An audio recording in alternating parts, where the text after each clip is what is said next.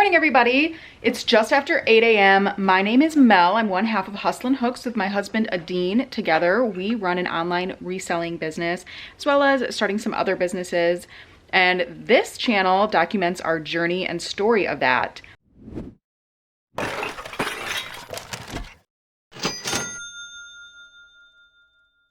So I'm here a little bit earlier today so that I can knock out some packing. We had a crazy sales day yesterday. I'll be covering some highlight sales. I'll also be sharing a tip on how we made a lot of those sales, so stay tuned for that. So update on our cart, it seems to be working pretty well. It's holding all of our sales from yesterday, which is 25 sales, 29 items. I'm gonna go ahead and get these packed up and then we'll hit some highlights for you.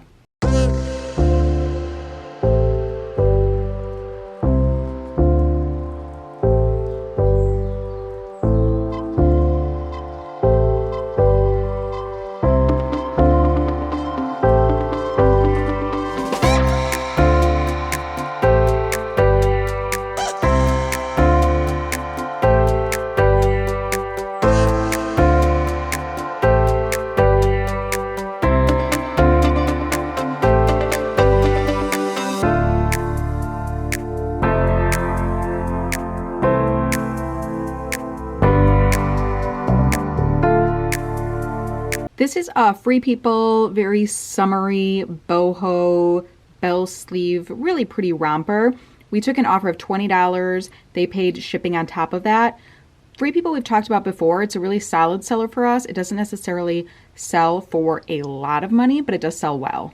These are a pair of UGG shoes. They are like perforated women's sneakers. We sold those yesterday on Posh for $27.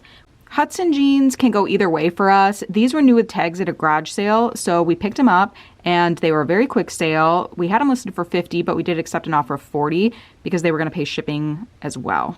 This was another fast sale. Madewell jeans do a little bit better sometimes than their other styles. These also were listed like Friday or Saturday and they sold on Monday for an offer of $30. Again, they're gonna pay shipping. These are a throwback to our old store. We've had these for longer than I would have thought, but I have been finding that Torrid tops and dresses do a lot better than any of their pants, including leggings. Happy to see these go for $28.97. This is on our old store, so we are gonna be covering shipping on that, but it'll be first class, probably about $5.50. Nice little Vineyard Vine sale. This is a men's vest. We took an offer of $30 on Poshmark. This is an Eileen Fisher, also from our older store. It's cotton, and usually their wool or silk, more expensive blends do a little bit better. I have this listed for $40, so when I saw an offer come through for $30, very happy to move it. Anything that has been sitting in our old store, if we get offers on that, I am very keen to take those and just start moving them out. Another old store Torrid sale, again, pants, probably listed these near the end of 2021, and happy to let them go for $35. This was our best sale of the day. This was 5 items. They didn't even send us an offer on this, which is great. $118.80 you'll see is the final price there. And it includes most things that were listed very recently. Those Lululemon leggings were only listed like Friday or Saturday. The Michael Kors and Athleta, all very new, including the 7. The Merrell was in our old store, so again, really glad that was bundled in there and very, very happy with this sale as well. All right, now I have everything packed up. I'm going to go over where a lot of those sales came from and the strategy that I used yesterday. It was a new strategy that worked really well. First, numbers. I've already entered these into the spreadsheet because I was excited to see what we made yesterday. We sold a total of $735.94 worth of items. We had 25 sales, which included 29 items because of that Posh bundle, and 15 of those sales were from Poshmark. So the majority were from Poshmark. Most of them happened later in the day, and here's why. Somebody messaged or made a comment under a piece of clothing that said, hey, for closet clear out, could you lower this price to I think it was like 10% or 20% off so that she could get the discounted shipping, which I did, and they purchased those. And I'm usually not really paying attention to closet clear out, and I will from now on, because what I did was then I went and bulk updated the prices of our old inventory. Anything that had one liker or more, I set it up to lower the price by 10%, which Poshmark would then, for all of those listings, would automatically send an offer to those likers, and it would give them shipping for $5.99. We started seeing sales right away, and it wasn't offers, although we did have some of those come into like counter offers, which is fine because once they counter, they lose the shipping anyway. And it only went until 8 p.m. that night. So within like 1 or 2 hours is when we made the majority of those sales. And I'm definitely going to be keeping my eye on that in the future. If you've used Closet Clear Out before, let me know, is it this successful all the time? Or did it just happen to be because this was really the first time I had used Closet Clear Out? I also thought it was kind of ironic because it was kind of a clear out for us, since a lot of those items were from our older store. So I was like, yeah, move it, move it, move it, move it. And it was great. I loved it. I'm definitely going to take advantage of it again. We'll keep you posted on how that goes. But that's just one of the tools that we've been working with and discovering as we move more into the clothing that we can take advantage of to really up our sales. Because again, it's about volume. So very, very happy with our sales day yesterday. And today, obviously, back in the office, Emily is here. She is going to be taking a lot of photos. I'm going to be processing more clothes.